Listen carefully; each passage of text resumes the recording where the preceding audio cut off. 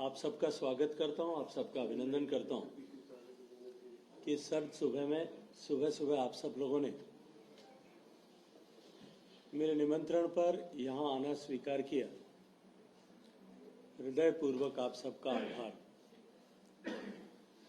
मित्रों, हम सब जानते हैं कि पिछले लगभग 10 वर्ष के मोदी जी के शासनकाल में देश को विकसित बनाने के लक्ष्य को लेकर के जो संकल्प प्रधानमंत्री की कुर्सी पर बैठने से पहले माननीय मोदी जी ने व्यक्त किया था कि देश की जनता ने हमें देश चलाने के लिए नहीं अपितु देश बनाने के लिए, देश बदलने के लिए सौभाग्यपूर्ण अवसर प्रदान किया है। और उसी वक्तव्य में उन्होंने ये स्पष्ट किया था कि देश को बदलने का मार्ग जो है वो एक तरफ गांव, गरीब, पीड़ित, शोषित, वंचित, दलित इन सब के जीवन में परिवर्तन लाने से होकर जाता है, लेकिन दूसरी तरफ देश की आधारभूत अवसंरचनाओं को बढ़ाकर भविष्य के भारत का निर्माण किया जा सकता है। आज 10 बरस बीत जाने के बाद में यदि पीछे घूम करके देखें तो जहां एक तरफ गरीब के जीवन में परिवर्तन लाने में मोदी जी की सरकार कामयाब हुई है और पिछले एक दशक में सरकार द्वारा किए गए प्रयासों के चलते हुए संयुक्त राष्ट्र संघ की समिति, ऑक्सफोर्ड विश्वविद्यालय और नीति आयोग तीनों की साझा रिपोर्ट ये कहती है कि 25 करोड़ लोग गरीबी की रेखा से ऊपर निकलकर निम्न मध्यम वर्ग या मध्यम वर्ग का जीवन, सौभाग्यपूर्ण जीवन जीने का सौभाग्य प्राप्त कर चुके हैं। वहीं दूसरी तरफ भारत ने आधारभूत अवसंरचनाओं, इंफ्रास्ट्रक्चर के निर्माण में एक नई क्रांति के युग का दर्शन किया है। माननीय प्रधानमंत्री जी का ये स्पष्ट सोच कि किसी भी देश के विकास में, विकास की यात्रा में इंफ्रास्ट्रक्चर का निर्माण मात्र परिचालन का साधन, मीन्स ऑफ नेविगेशन होने के बजाय सस्टेनेबल ग्रोथ और इंक्लूसिव ग्रोथ का माध्यम होता है। जैसा हमने पढ़ा होगा अमेरिका के एक पूर्व राष्ट्रपति का कथन कि अमेरिका आर्थिक दृष्टि से संपन्न है, इसलिए अमेरिका की सड़कें बेहतर हैं। ये कहना उचित नहीं होगा।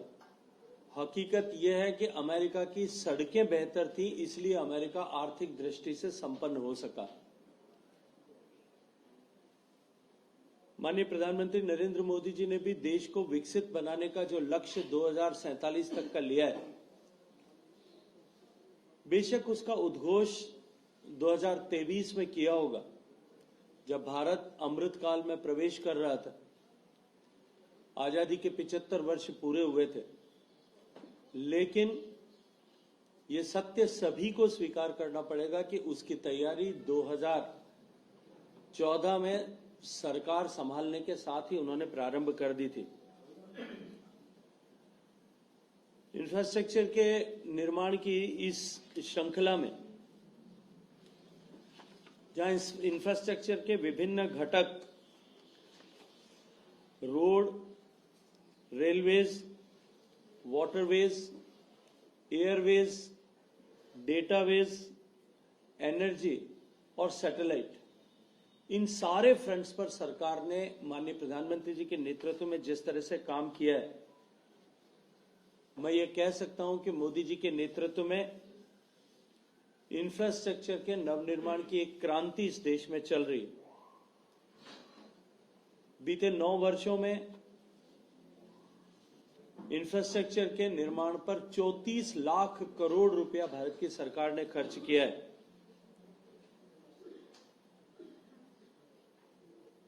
पिछले 1 साल में 10 लाख करोड़ रुपए का निवेश भारत सरकार ने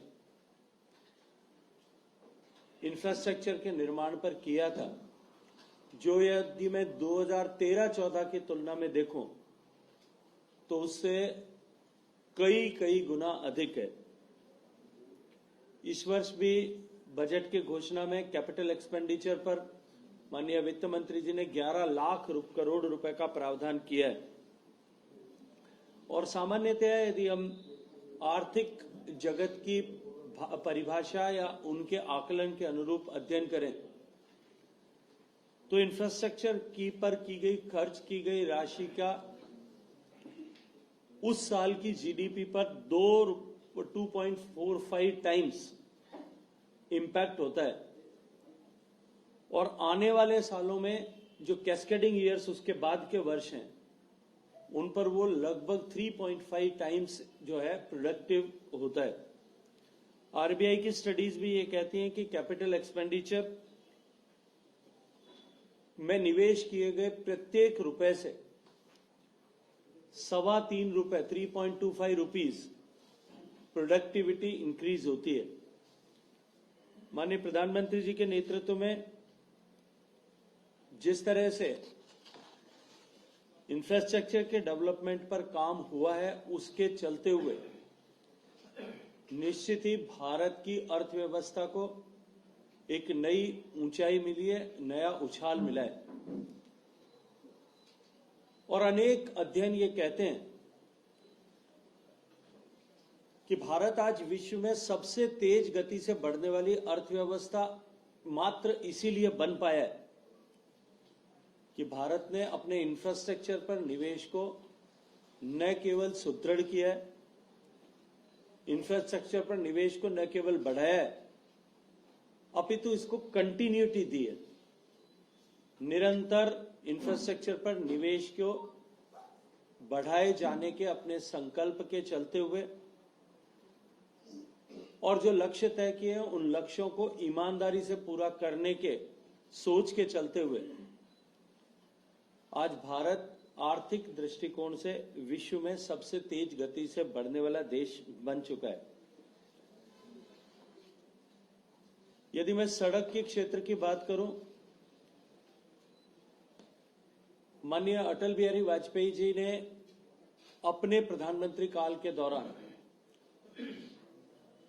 इस लक्ष्य के साथ, इस विजन के साथ कि गांव का विकास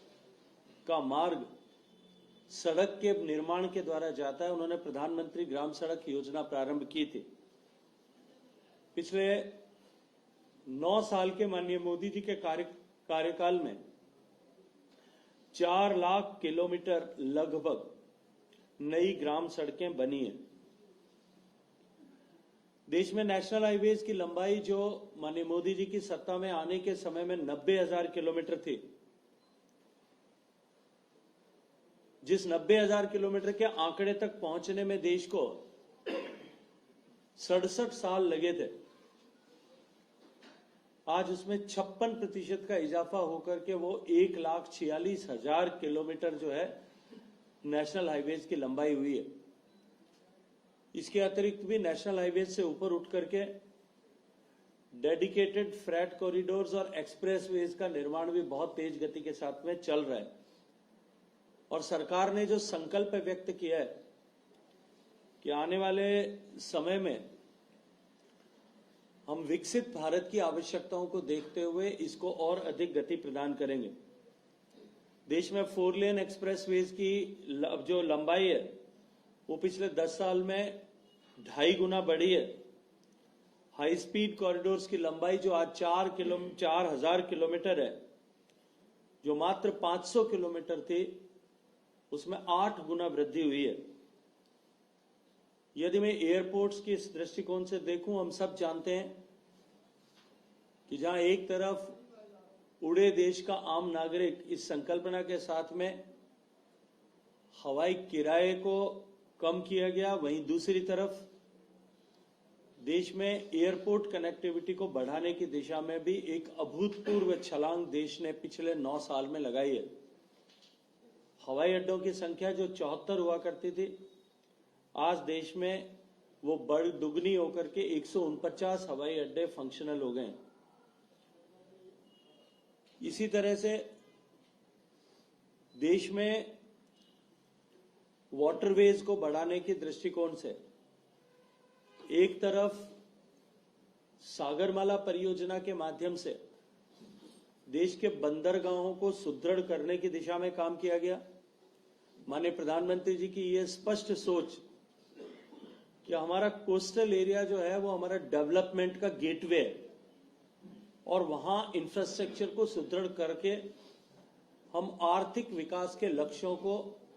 प्राप्त करने की दिशा में सशक्त कदम आगे बढ़ा सकते हैं। देश के पुराने बंदरगाहों को, कार्यशील बंदरगाहों की इफेक्टिविटी और फंक्शनैलिटी को बढ़ाने के लिए काम हुआ और साथ ही साथ में नए बंदरगाहों के निर्माण के लिए भी काम हुआ है। आज देश के बड़े बंदरगाहों पर कार्गो हैंडलिंग कैपेसिटी उन बंदरगाहों के आधुनिकीकरण के प्रयासों के चलते हुए दुगनी से ज्यादा हो गई है और इसके साथ साथ में देश में इनलैंड वाटरवेज को पहचान करके देश में 100 से ज्यादा इनलैंड वाटरवेज की संकल्पना करते हुए उस पर भी तेज गति से काम आज माननीय प्रधानमंत्री जी के नेतृत्व में हो रहा है। यदि मैं वाटरवेज से आगे बढ़कर के रेलवेज की बात करूं तो देश ने एक अभूतपूर्व क्रांति और परिवर्तन जो है माननीय मोदी जी के नेतृत्व में पिछले 10 साल में देखा है। एक तरफ जहां वंदे भारत और नमो भारत जैसे आधुनिक सेमी हाई स्पीड रेलवे संचालित होते हुए हम सब देख रहे हैं, वहीं देश में रेल मार्गों का इलेक्ट्रिफिकेशन का काम जिस गति से हुआ है वो अनप्रेसिडेंटेड है, अकल्पनीय भी है। आज देश के लगभग 90% से ज्यादा रेल मार्गों का इलेक्ट्रिफिकेशन हो चुका है और माननीय प्रधानमंत्री जी कल संसद में अपना वक्तव्य देते हुए राष्ट्रपति के अभिभाषण पर अपना वक्तव्य देते हुए कह रहे थे कि यदि जिस गति से पहले इलेक्ट्रिफिकेशन होता था उसी गति से इलेक्ट्रिफिकेशन होता तो शायद देश को इस मुकाम तक पहुंचने के लिए अभी 70-75 साल तक और इंतजार करने की आवश्यकता थी। इलेक्ट्रिफिकेशन के साथ साथ में डीकंजेशन के लिए जिस तरह से लाइनों का मल्टीप्लिकेशन हुआ है, नए रेल मार्ग बन रहे हैं, आधुनिक कोचेस बना करके जहां एक तरफ रेल के यात्रा को के अनुभव को बेहतर बनाने की दिशा में काम हुआ है, वहीं आधुनिक रेलवे स्टेशंस के निर्माण के दृष्टिकोण से भी देश ने एक नई क्रांति को महसूस किया है, अनुभव किया है। आज देश भर में 500 से ज्यादा रेलवे स्टेशंस के आधुनिकीकरण का काम चल रहा है और एयरपोर्ट की तर्ज पर हमारे जो है वो रेलवे स्टेशंस बने। इस दृष्टिकोण से भारत में एक नए युग का सूत्रपात हो चुका है। यदि मैं मेट्रो रेल्स की बात करूं तो पिछले 10 साल के इस कालखंड में जिस तरह से मेट्रो रेल के क्षेत्र में भारत में काम हुआ है, आज भारत दुनिया में तीसरे बड़े मेट्रो रेल नेटवर्क वाला देश बन गया है। इसी तरह से यदि डेटाबेस की बात की जाए, देश का प्रत्येक गांव ब्रॉडबैंड से जुड़े, इस दृष्टिकोण से जो योजना प्रारंभ की गई थी वो योजना आज धरातल पर साकार होती भी दिखाई दे रही। अगर मोबाइल डेटा नेटवर्क के दृष्टिकोण से देखा जाए तो भारत में जिस तरह से एक तरफ 5G रोल आउट हुआ, स्वदेशी तकनीकी के साथ में रोल आउट हुआ, और वहीं दूसरी तरफ भारत में मोबाइल कम्युनिकेशंस के लिए टावर इरेक्शन की दृष्टिकोण से भी दुनिया में सबसे तेज गति से काम होने वाले देशों की श्रृंखला में हम आकर के खड़े हुए हैं। डेटा कनेक्टिविटी के साथ में डेटा की प्राइसेस को कम करने की दृष्टिकोण से जिस तरह से माननीय मोदी जी के नेतृत्व में काम हुआ, आज उसका प्रभाव भी चहुं दिशा में दिखाई दे रहा है। एनर्जी के सेक्टर में यदि मैं बात करूं तो एनर्जी ट्रांसमिशन का नेटवर्क जिस तरह से माननीय मोदी जी के नेतृत्व में सुदृढ़ हुआ, हमारे ग्रिड के इंप्रूवमेंट पर जिस तरह से काम हुआ है, ग्रिड की सस्टेनेबिलिटी को इंश्योर करने के लिए जिस तरह से काम हुआ है, उसका प्रभाव बिजली की आपूर्ति पर अब दिखाई देने लगा है। मुझे स्मरण आता है उस समय में जब 2014 में माननीय मोदी जी के नेतृत्व में सरकार बनी थी और सरकार बनने के समय के कुछ ही समय बाद जब देश का यान मंगल ग्रह पर पहुंचा था और लोकसभा में इस देश की सफलता को लेकर के संसद में चर्चा हो रही थी, सभी लोग अपने अपने दृष्टिकोण से देश की सरकार को बधाई दे रहे थे, कुछ अपने राजनीतिक मजबूरियों के चलते हुए उसके राजनीतिक दृष्टिकोण से टिप्पणी कर रहे थे। मुझे भी एक नए सांसद के रूप में बात करने का अवसर मिला था, तब मैंने कहा था कि देश बेशक मंगल ग्रह तक पहुंचा है, आने वाले समय में हम चांद तक भी पहुंचेंगे, शायद उससे भी आगे हम चले जाएंगे, लेकिन मैं तो जिस क्षेत्र से आता हूं, मैंने कहा था कि पश्चिम राजस्थान के उस क्षेत्र में लाखों परिवार ऐसे हैं जहां आज भी बिजली नहीं पहुंची। और माननीय प्रधानमंत्री जी ने उसके बाद, मैं अभिनंदन करना चाहता हूं कि उसके बाद सौभाग्य योजना और दीनदयाल ग्राम ज्योति योजना, इन दोनों योजनाओं की संकल्पना की और 1000 दिन में देश के 18,400 से ज्यादा ऐसे गांव, ऐसी पंचायतें जहां बिजली 21वीं शताब्दी में भी नहीं पहुंची थी, वहां बिजली पहुंची और देश के हर घर में बिजली पहुंचाने के संकल्प को भी साकार होते हुए हम सब ने देखा है। बिजली की आपूर्ति बढ़े, इसको लेकर के देश के भविष्य की आवश्यकताओं को देखते हुए देश में एक तरफ जहां ग्रिड्स के स्टेबलाइजेशन और सुदृढ़ीकरण पे काम हुआ, आईपीडीएस स्कीम के माध्यम से देश के सरकार ने राज्यों में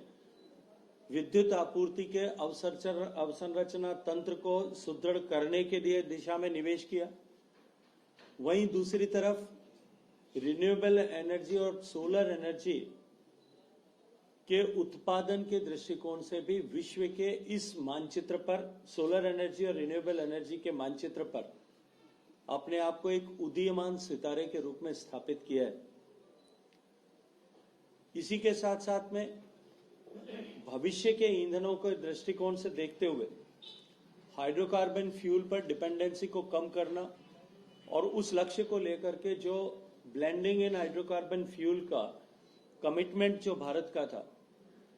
उस कमिटमेंट से बहुत पहले उस लक्ष्य को प्राप्त करने में भारत ने माननीय प्रधानमंत्री नरेंद्र मोदी जी के नेतृत्व में सफलता प्राप्त की है। इसी के साथ साथ में एथेनॉल ब्लेंडिंग से आगे बढ़कर के एथेनॉल के निर्माण और एथेनॉल ब्लेंडिंग से आगे बढ़कर के यदि मैं फ्यूचर फ्यूल की तरह हाइड्रोजन को देखूं तो भारत ने देश के उन चुनिंदा देशों में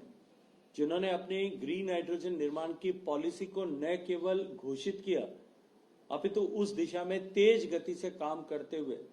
विश्व के अनेक देशों के साथ में ग्रीन हाइड्रोजन की आपूर्ति के करार भी भारत में किए हैं। और मैं ये मानता हूं कि माननीय मोदी जी के नेतृत्व में उठाया गया ये ग्रीन हाइड्रोजन की दिशा में, निर्माण की दिशा में कदम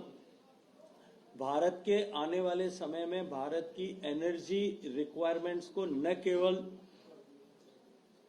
पूरा करेगा, अपितु भारत के एनर्जी रिक्वायरमेंट की आवश्यकताओं को पूरा करते हुए विश्व के एनर्जी सेक्टर में भी भारत को एक महत्वपूर्ण घटक के रूप में स्थापित करेगा। मित्रों, एनर्जी के दृष्टिकोण से यदि मैं देखूं तो एनर्जी के पोर्टफोलियो में बिजली केवल 17% ही कंपोनेंट होता है। शेष एनर्जी के अदर फॉर्म्स जो हैं वो उसके महत्वपूर्ण घटक होते हैं। ऐसे में जहां भारत एनर्जी के अदर देन इलेक्ट्रिसिटी सारे कंपोनेंट्स पर आयात पर निर्भर था, आज हाइड्रोजन क्रांति, ग्रीन हाइड्रोजन के निर्माण और रिन्यूएबल एनर्जी की दिशा में भारत सरकार के माननीय मोदी जी के नेतृत्व में उठाए गए कदमों के चलते हुए बढ़ती हुई हमारी कैपेसिटीज, इनके चलते हुए आने वाले समय में मैं ये देख सकता हूं कि भारत जो एनर्जी के डिफरेंट मीडिया का आयातक देश था, इंपोर्टर कंट्री थी, नेट इंपोर्टिंग कंट्री थी, वो आने वाले समय में सेल्फ सस्टेनेंस को प्राप्त करते हुए जिस दिशा में हम माननीय प्रधानमंत्री जी के नेतृत्व में आगे बढ़े, भारत दुनिया का एनर्जी निर्यातक देश बनने वाला है, जो ऑयल इंपोर्टिंग कंट्री से लेकर के एनर्जी इंपोर्टिंग कंट्री की तरफ भारत के ये एक बढ़ते हुए कदम और भारत की बदलती हुई तस्वीर का परिचायक है। इसी तरह से क्योंकि विश्व में आज बिना तार के कम्युनिकेशन या सैटेलाइट के माध्यम से कम्युनिकेशन का जो है वो दौर चल रहा है। सैटेलाइट लॉन्चिंग में भारत ने विश्व में पहला नंबर प्राप्त किया ही है और दुनिया में एक कीर्तिमान स्थापित किया है। माननीय मोदी जी के नेतृत्व में इस क्षेत्र का भी प्राइवेटाइजेशन करते हुए इस क्षेत्र में पब्लिक के इन्वेस्टमेंट की दिशा को खोलते हुए इस दिशा को नई ऊंचाई देने का काम भी माननीय प्रधानमंत्री जी के नेतृत्व में हुआ है। आज भारत जिस तरह से इन सब क्षेत्रों में काम कर रहा है, आज पूरा विश्व इस बात को स्वीकार करने लगा है कि भारत जो आज सबसे तेजी से बढ़ती हुई अर्थव्यवस्था है, अवसंरचना के इंफ्रास्ट्रक्चर के निर्माण की इस ताकत के आधार पर जो लक्ष्य माननीय प्रधानमंत्री जी ने लिया है कि हम भारत को विकसित भारत बनाएंगे, उस लक्ष्य को हासिल करने के अत्यंत करीब है। मोदी जी के नेतृत्व में भारत के नवनिर्माण की जो पटकथा लिखी गई है और भारत को विकसित भारत बनाने की दृष्टिकोण से जिस तरह से इंफ्रास्ट्रक्चर का निर्माण इंफ्रास्ट्रक्चर के हर एक कंपोनेंट में हो रहा है, हर एक जो है घटक में हो रहा है, तो निश्चित ही इस बात से का भरोसा और विश्वास दिलाता है कि भारत आज इंफ्रास्ट्रक्चर के डेवलपमेंट के माध्यम से विकसित होने की दिशा में आगे बढ़कर न केवल अपनी आवश्यकताओं की पूर्ति कर रहा है, अपितु विश्व के विकास की भी नई दिशा तय कर रहा है। आज भारत अपने यहां पर 21वीं सदी के अनुरूप इंफ्रास्ट्रक्चर का निर्माण करते हुए मिशन मोड में जिस गति से आगे बढ़ रहा है, निश्चित ही भारत का ये विकास विश्व के लिए अत्यंत महत्वपूर्ण होने वाला है। इसके अतिरिक्त भी अन्य सभी क्षेत्रों में भारत ने जिस तरह से विकास किया है, वो विकास आज विश्व के लिए, विश्व के डेवलपमेंट के लिए, यूनाइटेड नेशंस को सस्टेनेबल डेवलपमेंट गोल्स के अपने तय किए गए लक्ष्यों की पूर्ति के लिए एक बहुत बड़ी आपूर्तिकर्ता के रूप में उभर रहा है। मैं इस अपेक्षा के साथ में कि हम सब लोग आज इस बदलते हुए भारत की तस्वीर को जो न केवल देख रहे हैं अपितु अनुभव कर रहे हैं और पूरा विश्व भी जिसे स्वीकार कर रहा है, हम सब सौभाग्यशाली हैं कि ऐसे महत्वपूर्ण समय में हम सबको काम करने का अवसर मिला है जब भारत की तस्वीर बदल रही है और भारत की तकदीर बदलने वाली है। आप सबका बहुत सारा अभिनंदन, धन्यवाद। सर, आपने इसके बारे में बोला कि 70 साल लग जाते हैं उसको पूरा करने में। टैप वाटर पे बताइए कि क्या पहले पानी नहीं था या इंटेंशन नहीं थी 14 से पहले, जो अभी आपने अचीवमेंट करी है? देखिए, यदि मैं पीने के पानी के दृष्टिकोण से बात करूं, क्योंकि प्रारंभ में मैंने अपने आरंभिक शब्दों में कहा था कि गरीब के जीवन में परिवर्तन लाने के दृष्टिकोण से अनेक योजनाएं प्रारंभ की गई। आज भारत ने पानी की आवश्यकताओं की आपूर्ति के लिए जिस तरह से काम किया है और वाटर के स्पेक्ट्रम में जितना खर्च किया है, पिछले 10 साल में भारत पानी के क्षेत्र में निवेश करने वाला, सबसे ज्यादा निवेश करने वाला दुनिया में देश है और लगभग 250 बिलियन US डॉलर्स के जितना निवेश भारत ने पानी के डिफरेंट स्पेक्ट्रम्स में किया है। चाहे वो सिंचाई का पानी होगा, चाहे नदियों का शुद्धिकरण होगा, चाहे पेयजल का होगा, चाहे भूगर्भ के जल का पुनर्भरण होगा। आजादी से लेकर के और 2019 तक जब माननीय प्रधानमंत्री जी ने जल जीवन मिशन घोषित किया था, तब तक देश में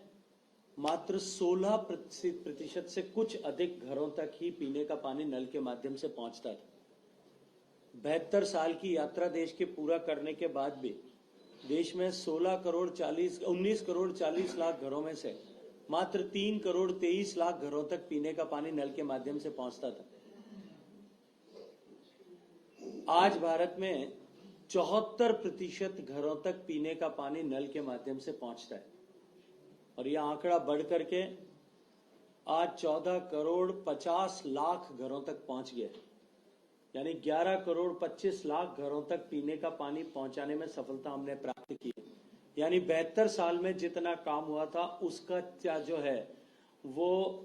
लगभग 4 गुना काम, 3.5 गुना काम जो है पिछले 4 साल के कालखंड में हुआ है। यदि उसी गति से काम होता तो अगले 100 साल तक भी भारत इस मुकाम तक नहीं पहुंच सकता था। इसलिए निश्चित ही इस दिशा में एक अभूतपूर्व क्रांति के युग का दर्शन जो है भारत के लोगों ने किया है। Gajendra ji, you have worked a lot on the issue of water scarcity and you chaired a number of important conferences also with states, water being a state subject. Where are we, because your term is now coming to an end? How do you assess your success on this front of water scarcity, because we are going to be a water scarce nation soon? देखिए, पहली बात मैं इस विषय को सिरे से खारिज करना चाहता हूं कि we are going to be a water scarce nation. माननीय प्रधानमंत्री नरेंद्र मोदी जी ने पानी की महत्ता को समझते हुए पानी का विषय जो विभिन्न मंत्रालयों में, विभिन्न विभागों में, अलग अलग जगह टुकड़ों टुकड़ों में निर्णित किया जाता था, उस सबको एकीकृत करके एक मंत्रालय के रूप में जल शक्ति मंत्रालय का गठन किया था और मुझे सौभाग्य से उस पर काम करने का अवसर प्रदान किया था। माननीय प्रधानमंत्री जी के नेतृत्व में हमने पानी के हर परिप्रेक्ष्य में, हर एस्पेक्ट पर काम किया है। वाटर रिटेंशन कैपेसिटी, स्टोरेज को बढ़ाने के दृष्टिकोण से प्रधानमंत्री कृषि सिंचाई योजना के तहत ऐसी परियोजनाएं जो वर्षों से लंबित थी, ऐसी 100 से ज्यादा परियोजनाओं को चिन्हित करके भारत सरकार के सहयोग से, निवेश से उनको समयबद्ध तरीके से पूरे करने की दिशा में हमने काम किया। उसमें से 60 से ज्यादा परियोजनाएं लगभग पूरी हो चुकी हैं और शेष परियोजनाओं पर तेज गति के साथ में काम चल रहा है। इसके अतिरिक्त डिसेंट्रलाइज तरीके से पानी के, बरसात के पानी का संचय हम कर सकें, इस दृष्टिकोण से माननीय प्रधानमंत्री जी ने जो आह्वान किया था कि हम अमृत सरोवर बनाएं, देश में 70,000 से ज्यादा अमृत सरोवरों का निर्माण हो चुका और 30,000 से ज्यादा अमृत सरोवर जो हैं वो अभी निर्माणाधीन है। इसी तरह से देश में भूगर्भ का जल, जिस पर हमारी सर्वाधिक निर्भरता है और दुनिया में सबसे ज्यादा भूगर्भ का जल दोहन करने वाला देश भारत है, और उसके चलते हुए हमारे भूगर्भ के जल स्रोतों पर जो दबाव था और जिस तरह से कंटिन्यूअस डिप्लीशन हो रहा था, कंटिन्यूअस जो है हमारे भूगर्भ के जल, हमारे जमीन का पानी सिमट रहा था, सिकुड़ रहा था, वो एक चिंता का विषय था देश भर के लिए। लेकिन माननीय प्रधानमंत्री जी के नेतृत्व में हुए सारे समन्वित प्रयास, जिनमें अटल भूजल योजना से लेकर के राज्यों को प्रोत्साहित करने, कॉरपोरेट सेक्टर को उसमें निवेश के लिए प्रोत्साहित करना, सामान्य जन के लिए इस विषय को चिंता और चर्चा का विषय बनाने के चलते हुए जल शक्ति अभियान पर के द्वारा किए गए प्रयासों और महात्मा गांधी नरेगा के निवेश को इसके लिए सुकेंद्रित करने के चलते हुए आज मैं गर्व के साथ में ये बात कह सकता हूं कि वो ट्रेंड जो डिप्लीशन का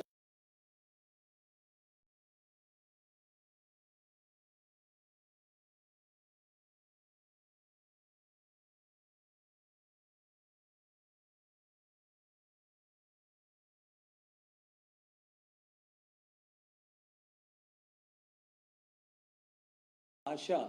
की किरण देश में प्रदीप्त करता है। पेयजल के दृष्टिकोण से मैंने पिछले प्रश्न के उत्तर में कहा था कि अभूतपूर्व प्रगति देश में हुई है। नदियों के शुद्धिकरण को लेकर के भी भारत के जो प्रयास माननीय मोदी जी के नेतृत्व में जो नमामि गंगे मिशन के माध्यम से प्रारंभ हुए थे, विश्व भर की यूनाइटेड नेशंस ने जो डिकेड ऑफ रिस्टोरेशन इस वर्तमान के दशक को मानते हुए जो इस तरह के रिस्टोरेशन प्रोजेक्ट्स देश भर में, दुनिया भर में जो इस तरह के इनिशिएटिव्स लिए गए थे, उन सब इनिशिएटिव्स को आकलन करने के बाद में यूनाइटेड नेशंस ने यह स्वीकार किया है कि भारत का नमामि गंगे मिशन जो मोदी जी के नेतृत्व में हुआ है, दुनिया के टॉप 10 इनिशिएटिव्स में है। इन सब के अतिरिक्त भी ग्लेशियर स्टेबलाइजेशन से लेकर के वेटलैंड्स के कंजर्वेशन तक अभूतपूर्व काम इन 10 साल के कालखंड में हुआ है। लेकिन सप्लाई साइड के साथ साथ में डिमांड साइड के ऑगमेंटेशन की भी आवश्यकता है, और उसको लेकर के जिस क्षेत्र में सबसे ज्यादा पानी का उपभोग होता है, कृषि का क्षेत्र, सिंचाई का क्षेत्र, जो वैश्विक दृष्टिकोण से ये माना जाता है कि कुल मिलाकर के पानी जितना उपयोग होता है उसका लगभग 85% से अधिक पानी जो है, 90% तक पानी सिंचाई के लिए उपयोग होता है। हमारे सिंचाई के पानी की प्रोडक्टिविटी बढ़े, उसको लेकर के भी भारत सरकार ने अनेक कदम उठाए, और इन सारे कदमों के चलते हुए मैं ये मानता हूं कि भारत में हालांकि चुनौती बहुत बड़ी है, हमारी बढ़ती हुई आबादी के कारण से, हमारे क्लाइमेट चेंज के इम्पैक्ट के कारण से, चेंज हो रहे रेनफॉल पैटर्न के चलते हुए, हमारे बढ़ते हुए औद्योगिकरण के कारण से, बढ़ते हुए अर्बनाइजेशन के कारण से, क्योंकि उसके चलते हुए भी डिमांड बढ़ती है, और बढ़ती हुई अर्थव्यवस्था के कारण से हमारी पानी की डिमांड अत्यंत बढ़ने वाली है। लेकिन जिस दिशा में हम काम कर रहे हैं, जिस गति से हम काम कर रहे हैं, और जिस रास्ते पर अब हम चल पड़े कि हम बरसात के द्वारा मिलने वाले अधिकतम पानी को रोक करके उसका उपयोग करें, जिस दिशा में हम बढ़े हैं, मैं ये मानता हूं कि हम आने वाले कई सदियों तक हम अपने देश को जो है पानी की आपूर्ति के दृष्टिकोण से हम सस्टेनेबल ऐसा बना सकते हैं। उस दिशा में हम काम कर रहे हैं। सर, पूर्व प्रधानमंत्री अटल बिहारी वाजपेयी का एक स्वप्न था, नदी से नदी जोड़ो, जिसमें एक परियोजना पूर्ण हो चुकी है और दूसरी आपके गृह राज्य राजस्थान में अभी आपने उसका MOU हुआ है, राजस्थान और मध्य प्रदेश में। इसके अलावा भी क्या कोई और स्टेट में ऐसी कोई योजना प्रस्तावित है, और ERCP कब तक पूरी होगी? देखिए, नेशनल पर्सपेक्टिव प्लान जो माननीय अटल बिहारी वाजपेयी जी के विजन के अनुरूप बना था, उसमें 30 ऐसे लिंक्स आइडेंटिफाई किए गए थे जहां डेफिसिट बेसिन में सरप्लस बेसिन से पानी ट्रांसफर किया जा सकता है। हमने उसमें 15 से ज्यादा DPRs बनाई हैं, और लगभग 30 ही सारी परियोजनाओं की जो है प्री फिजिबिलिटी रिपोर्ट्स बनाई हैं। जिन राज्यों ने DPR बनाने का समझौता किया था, उनको DPRs बना करके साझा की गई थी। मध्य प्रदेश और उत्तर प्रदेश के बीच में, जैसा आपने कहा, केन बेतवा का सपना साकार होता हुआ दिखाई दे रहा है। राजस्थान और मध्य प्रदेश के बीच में पार्वती काली सिंध चंबल परियोजना, और उसके साथ साथ में ERCP का एकीकृत प्लान जो है उसके लिए MOU हुआ है। और इसी तरह से लगभग 5 परियोजनाएं ऐसी हैं जो परिपक्वता के कगार पर है। और ये जो मार्ग अभी खुला है, जब केन बेतवा का समझौता, केन और बेतवा नदियों को जोड़ने का समझौता उत्तर प्रदेश और मध्य प्रदेश राज्यों के बीच माननीय मुख्यमंत्रियों की उपस्थिति में, माननीय प्रधानमंत्री जी की गरिमामयी उपस्थिति में हुआ था, तब मैंने कहा था कि ये केवल एक नदी, 2 नदियों को आपस में जोड़ने का प्रकल्प नहीं है, ये देश में एक नए युग के सूत्रपात का विषय है,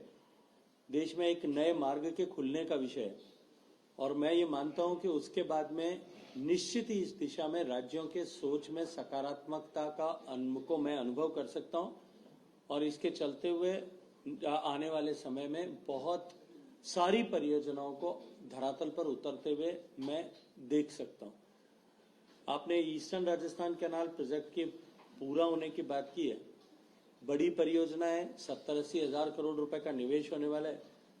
लेकिन ये तय है कि माननीय मोदी जी का ये नारा कि जिन परियोजनाओं का हम शिलान्यास करते हैं उनका उद्घाटन भी हम करते हैं, आने वाले 5 साल में ये परियोजना मूर्त रूप ले, इसके लिए हम कृत संकल्प हैं। चलिए, बहुत बहुत धन्यवाद।